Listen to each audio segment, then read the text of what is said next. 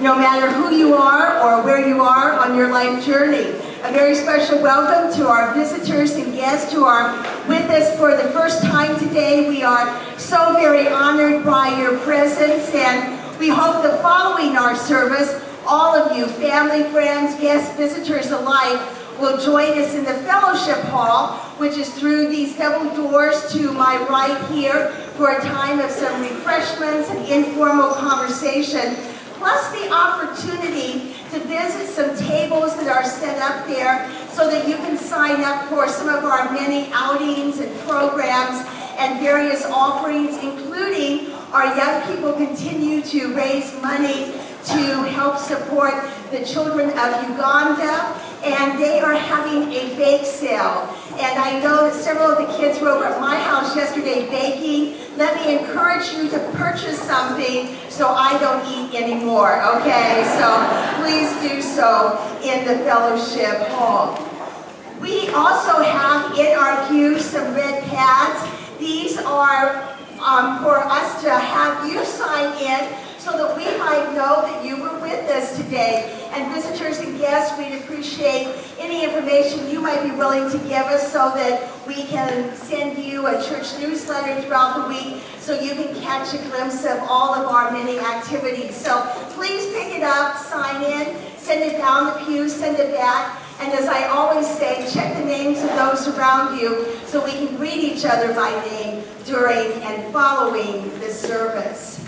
We have had a terrific several days here with our Theologian in Residence program. We have been blessed with two outstanding speakers who have challenged us to think differently, to kind of look at what it is we believe in our faith and so forth. And I cannot be more delighted than to say welcome to Gretta Vosper, who is going to be our presenter preacher this morning. And to do the honors of introducing her, I'm going to turn it over to Pastor Megan.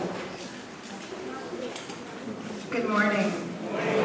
Many of us have spent the last 2 days with Gretta, learning and reflecting on the interesting work her congregation is doing. Gretta is the pastor of West Hill United, part of the United Church of Canada, just outside of Toronto, and the founder and chair of the Canadian Centre for Progressive Christianity.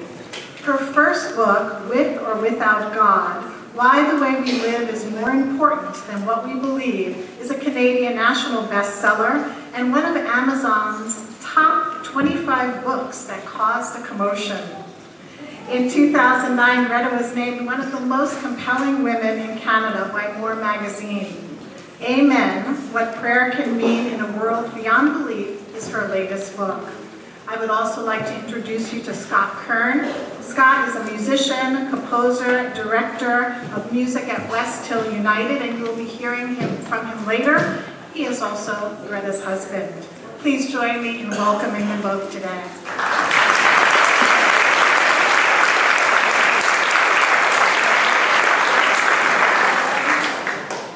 I also want to remind you that at 3 o'clock this afternoon, we have such a glorious celebration taking place right here in this sanctuary as we gather for the ordination of Jolie Izquierdo Iglesias. Jolie, where are you? I know she is right here. Come up here.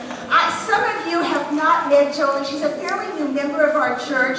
She moved here a couple years ago from Cuba, where she really was challenged in her faith, but her great dream was to become ordained in the Christian ministry. She has found a home with us.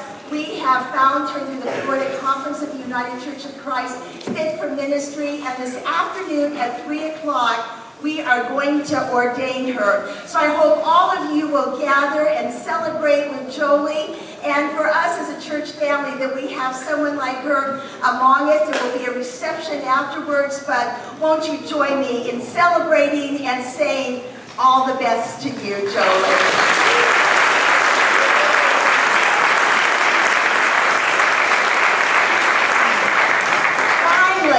Mark your calendar. visitors, next Sunday, it's the party of the year, Mardi Gras, right here at 11 o'clock in our sanctuary.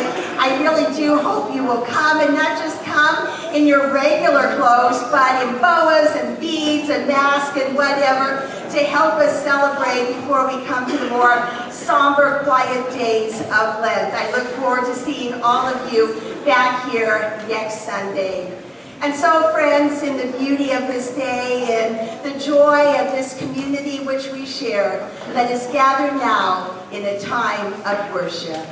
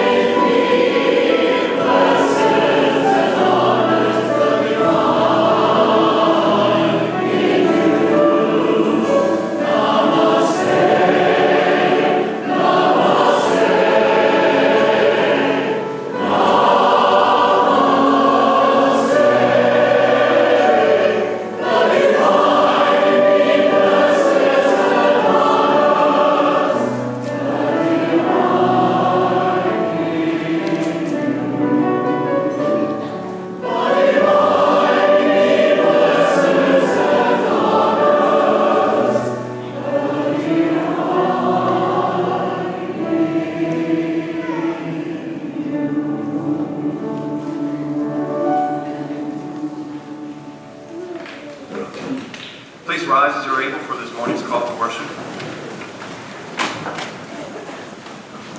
The expanse of life is broad and deep, and we share the deeply rooted impulse towards its abundance with all living beings and things. We come to celebrate that reality with one another, finding as we do the strength to risk what needs to be risked, as we shelter one another and care for the earth. As those who ground themselves in the interconnectedness of all life, we acknowledge the challenge to love and choose to be guided by it. as those who love deeply and differently, within diverse contexts and differing needs. We choose to seek understanding that we might grow in empathy and so too in wisdom. This morning, as we open our hearts to ourselves and one another, may we acknowledge the commonality that lies at the center of our diversity and raise up the beauty of life, the cost of love, and the challenge of wisdom.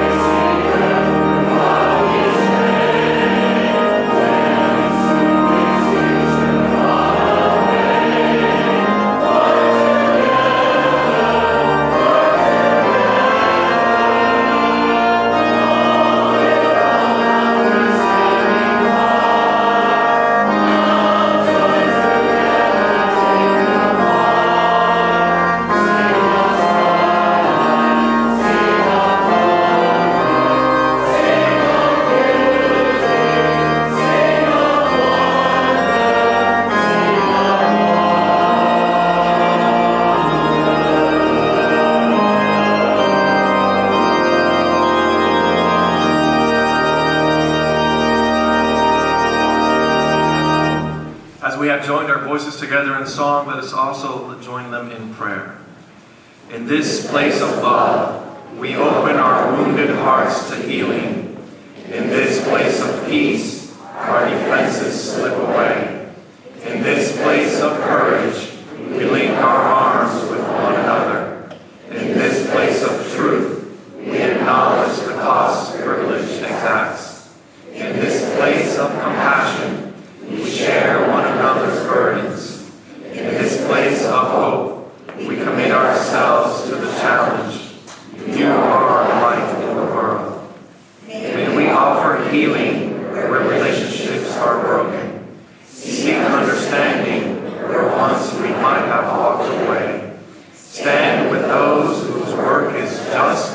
right and timely.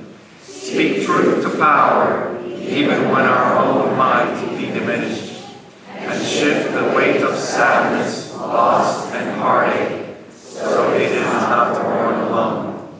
As those born into light, yet ever seeking it, we pray.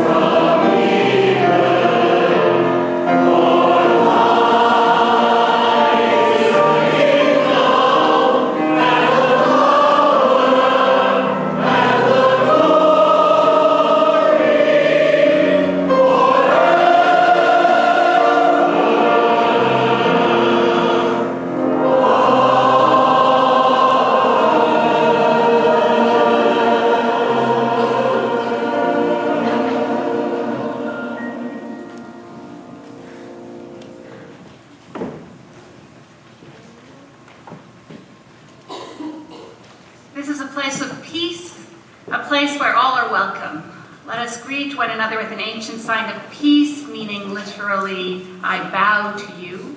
Culturally, as the choir has sung this morning, it has come to mean, I bow to that which is sacred in you. So I invite you to just join your hands together in front of you. And because the custom may or may not use the word namaste, it's understood if you bow to each other, or you can use the word namaste as you greet those around you.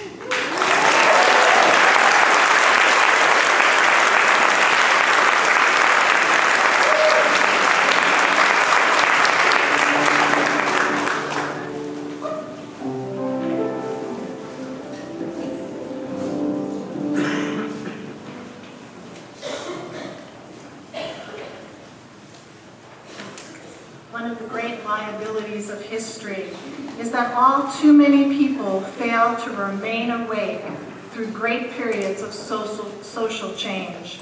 Every society has its protectors of status quo, its fraternities of the indifferent, who are notorious for sleeping through revolutions. Today, our very survival depends upon our ability to stay awake, to adjust to new ideas, to remain vigilant, and to face the challenge of change. This was when I learned that you have to give up your life as you know it to get a new one. That sometimes you need to let go of everything you're clinging to and start over, whether because you've outgrown it, or because it's not working anymore, or because it was wrong for you in the first place. A reading from Gospel of Matthew 6:13 to 16:8. You are the salt of the earth, but if salt hath lost his taste, how can its saltiness be restored? It is no longer good for anything, but is thrown out and trampled underfoot. You are the light of the world. A city built on the hill cannot be hid. No one, after lighting a lamp, puts it on the bushel basket, but on the lampstand, and give light to all in the house. In the same way, let your light shine, offer as wisdom for the journey. May we walk in his light.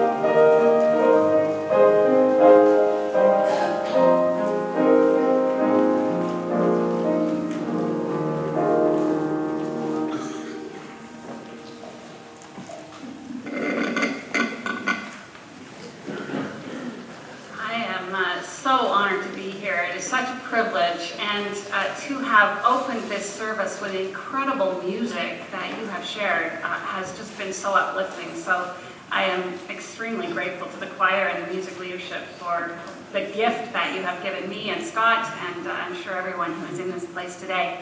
I want to thank Lori and Guillermo and Megan for making this possible and for allowing me in this space. I did tell them that I was going to wander when I speak, which is why I have on the little remote mic, but I wanted to start here symbolically. Because when I was in my early teens, my congregation got a whole lot of press and interest because they allowed a rabbi to preach from the pulpit. And it was considered at that time a fairly rebellious kind of thing to do. So I just wanted to start as an atheist in your pulpit so you could get whatever press is possible for you out of that. But as I speak, and I'm going to move now, as I speak, my hope is that you will come to understand my use of that term in a way that is not oppositional or something that is negative, that actually allows us to explore who we are and who the people around this place are in ways that continue to lift up the work that you do, the witness that you make, and the love that you share beyond this place. So I'm hoping that in the next few minutes we can get to that place. I want to take you back, though, long ago. And imagine what this world was like before there were ever any living beings upon it. Long before humans, you know, that story or that symbolic way of understanding time as an entire toilet paper roll unfurled, and it's only the last little piece is when humans were on the earth. We'll go way back there somewhere. Back to where the earth just did its thing, and everyone was not there, so there was total indifference to what happened as the earth was created. Volcanoes erupted, mountains surged their way through the crust of the earth, the waters came and went, there would have been crazy turbulence as things changed under the ocean, weather systems ravaged, and the things that we now understand to be tectonic plates moved themselves apart, shifting a solid landmass into the different continents that we now know. It would have been a violent and chaotic period of time, a long period of time, but chaotic in its reality. And then life started to emerge in all the different ways that it did, and broke off into so many different iterations that became bugs and slugs and bacteria and viruses and fish and animals, and then us. Well, some version of us early on. We weren't as pretty back then, I don't think. But we started living on this chaotic planet, trying to feed ourselves and our offspring, and traveling by ourselves perhaps because it was dangerous to be around others before we recognized that we could collectively hunt or gather food better as a group. So we started grouping together and moving around. And our differences eventually forced us to end up in different areas of the world, but we all started in that Rift Valley, began our roots there, and started to walk upright. And I like to think that it was love that began our attempts to figure out what was going on in that chaotic world, why it churned and things crashed and rain came down and bad things happened. I like to think it was because we learned to love, our hearts expanded, and we started a relationship with the people around us that wasn't just dependent on our own survival, but we started sharing our hearts with the people beside us. And our love for them grew. And that little tiny part of our brain, that's the newest part, the anterior cingulate, started to fire things forward to our frontal lobe that had grown, and we started thinking about that rain that came and took away a child from the community, or that fire that got out of hand and took some of the houses in the community, or that time of the year that the rain didn't come at all and we couldn't find any food to gather. We started recognizing and remembering and realizing that those people that our hearts had grown to care for, that things were happening to them, that we might be able to find a way to prevent, because our hearts wanted to hold them and shelter them. And so that's why I like to think that it was love that began our quest for why these horrible things happened, and why some had wonderful things happen, and others had things that were nothing but sadness. Over the course of time, our attempts to figure that out evolved from our understanding of spirits being within the things around us, or the things around us being imbued with power that was so sacred that perhaps the leaf of the sacred tree falling on the ground would imbue that place with something that was powerful, and we could sit there and gain that power. And we evolved that into an understanding of beings that ruled over those things, and that would bring us what was good and bring us what was bad if we weren't worthy of what was good.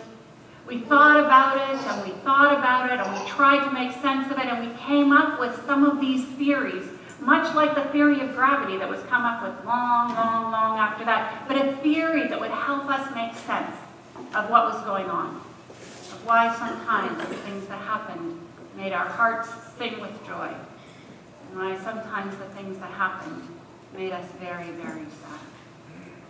Within our faith tradition, over the last couple of thousand years, a hiccup in that whole span of time, what our faith tradition came to understand was that idea of a single God handed to us from the roots of our tradition, that idea of a single God coming to earth in human form, a blending of the human and the divine, in order that we might finally understand that story of love forever, that we could live it out completely, that the idea of compassion, neurologically wired for it, that idea of compassion could be spread beyond just the few people that lived like we did and spoke like we did and cooked and ate the same food and believed in the same ideas of the world.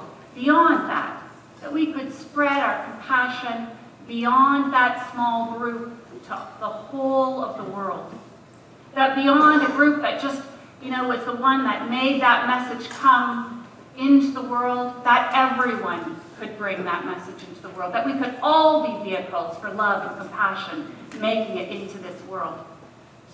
And we started gathering together in groups to worship that God and to feel the presence of that one who had walked among us and been tragically killed as a result of that compassion he is said to have shared with all. We gathered together in worship, and we ate, and we shared things in common, and we lost all sense of hierarchy or privilege as we came together. The idea of worship, we use it in those liberal denominations. We generally talk about worship as that thing that happens between 11 and 12 in the morning. But worship in some understandings of Christianity is what we do when we give our lives back to God, back to the world. We worship that relationship, that God, and we spend ourselves in it. And it comes from the roots of the word, which is, some of the roots is the worth of something, and the worth of something being equal to something else.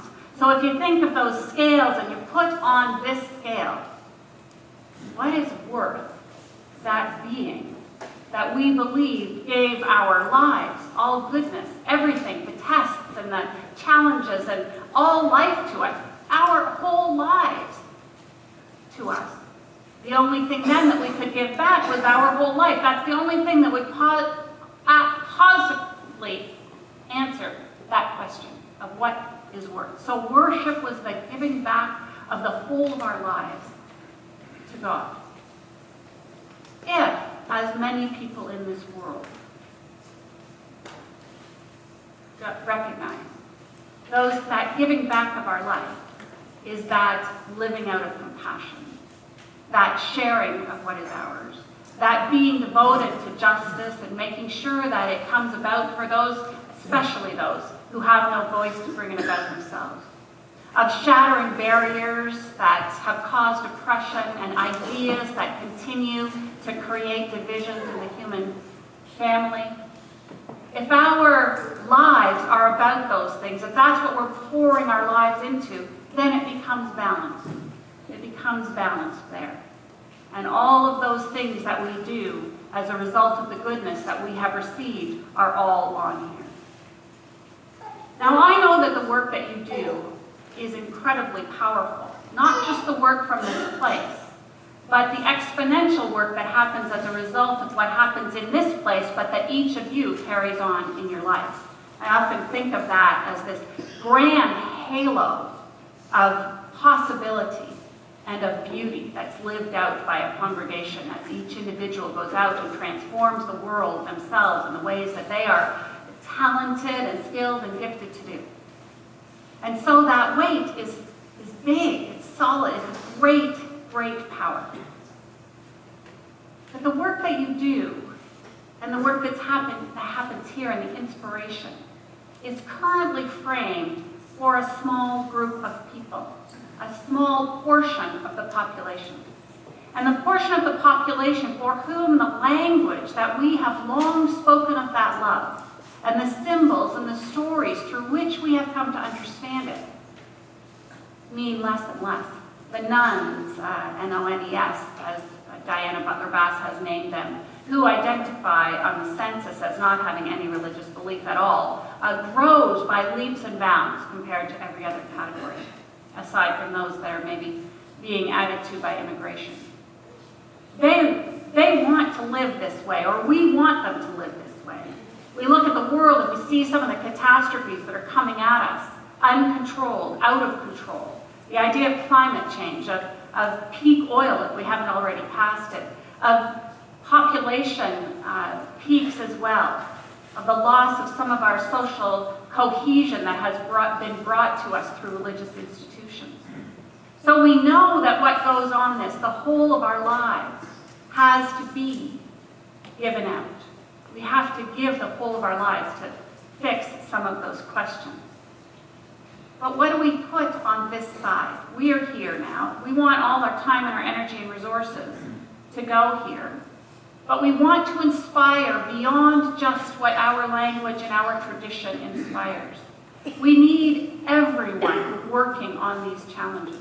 We need everyone in charge of making a change in this world. And as one person said to me this weekend, I'm not sure I can trust that everyone is going to be about that work. I'm not sure that I'm convinced that that can come about. And I'm not sure either.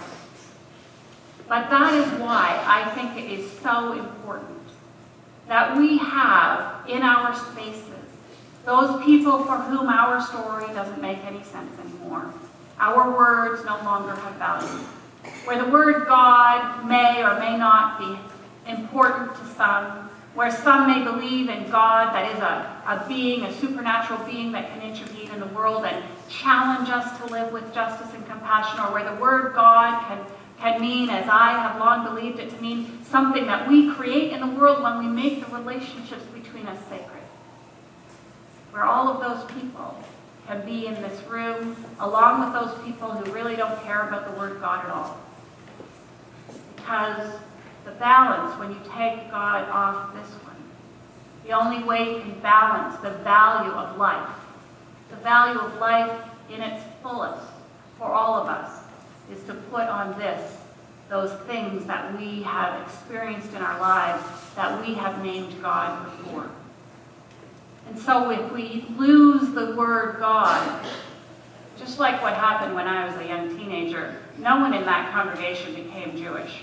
I'm not expecting any of you to become atheists. But I'm hoping that you understand the value inherent in creating a community built on the foundations of every understanding you have of God. Those foundations that have no theological words, no literature that closes some people off, but lift up everything that you share when you go out of this place and you do not use the word God. And I want you to tell me what those things are. What are the things that you take out, that you are compelled to share with community because of your faith here, your belief in God, because of your understanding of what you're called to do by this place that you live out. And I want you to tell me what those things are. I'm sure you know. What are they? Truth.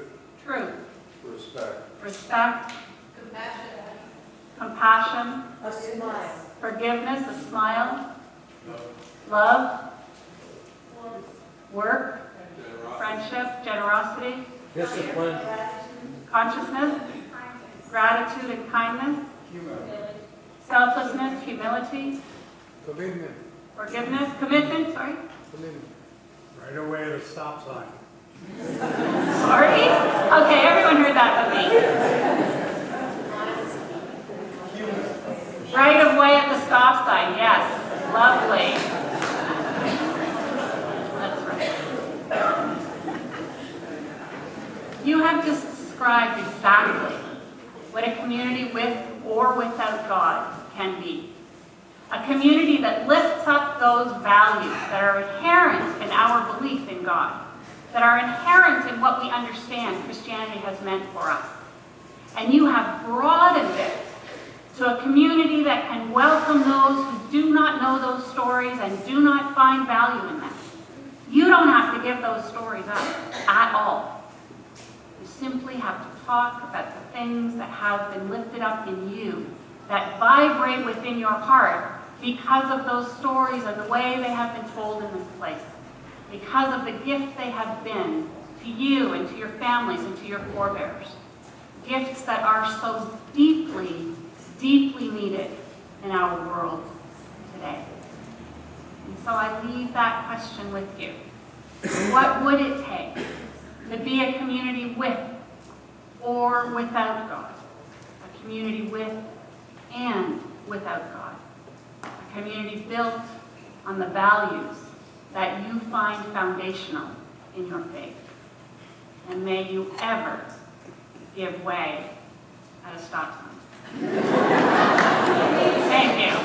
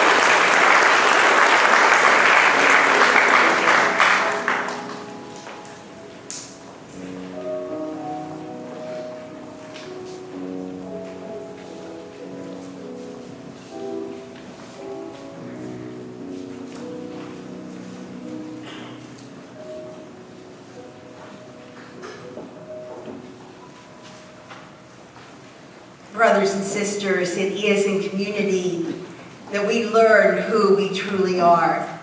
It is in community that we come to honor the otherness of those who travel with us.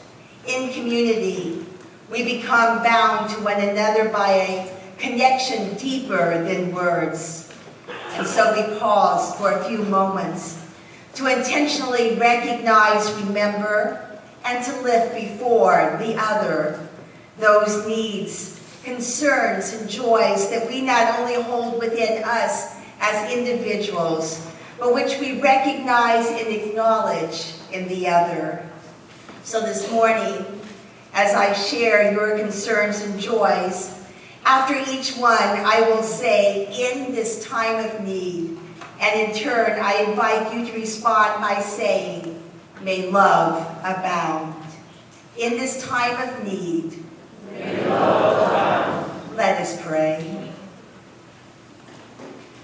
For Michael, that he might find healing of body and soul in this time of need. May love abound. For Jolie, as she celebrates her ordination this afternoon in this time of need. May love abound. For Becky Naiman and her family, as they remember and celebrate the life of her son Jay this afternoon in this time of need. May love abound. For the gift of new life in the life of Carol Kreck, as she celebrates the birth of her third grandson, Jackson, who was born this morning in this time of need. May love abound. For Gretta Vosper and the conversation she inspires in this time of need. May love abound. For Miriam, who is waiting the results of a biopsy, and for Judy, who is still waiting for a lung transfer and is not doing well in this time of need. May love abound. For fair wages for all, and employment opportunity for those seeking jobs in this time of need. May love abound. For patience with an elderly parent who is ill and in fear in this time of need. May love abound. For children and their families who are struggling emotionally and financially in this time of need. May love abound. For gratitude for those lifetime friendships in this time of need. May love abound. For the joy of celebrating Malia's second birthday in this time of need. May love abound.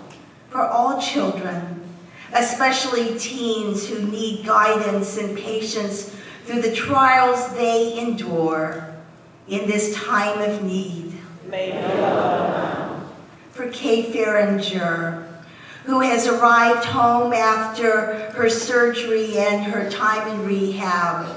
That's RK, in this time of need. May love abound. And for one's mother who turned 90 in this time of need. May love abound. This day and always, may we truly be the answers to the prayers we make. Amen. Amen.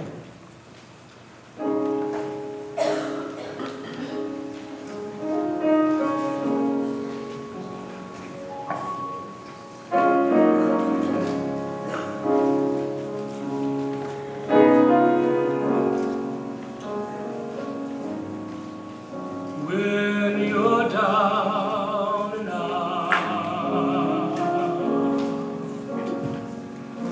when you want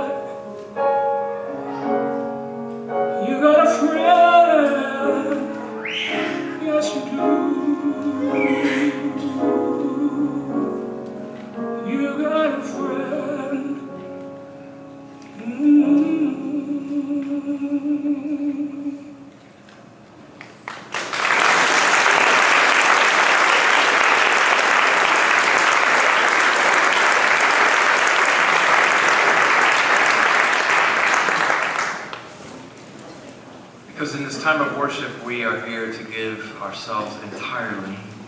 Because in the giving, we receive more than we anticipate.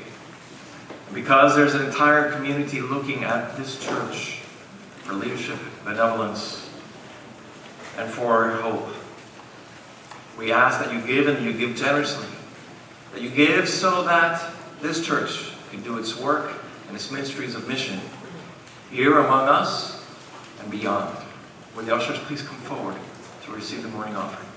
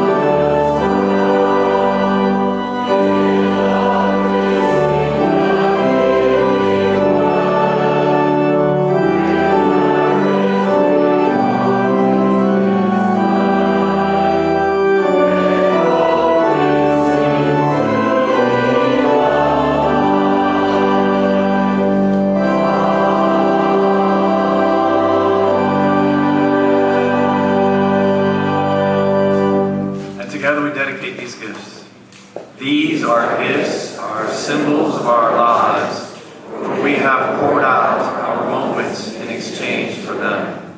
May they create moments of peace and inspiration, of healing and hope, of courage and clarity, of beauty and transformation. May they lift burdens and offer challenges, making straight the paths of those who are touched by them. May they further our most important work, spreading the light of love, justice, compassion, and peace in this our broken world. Amen.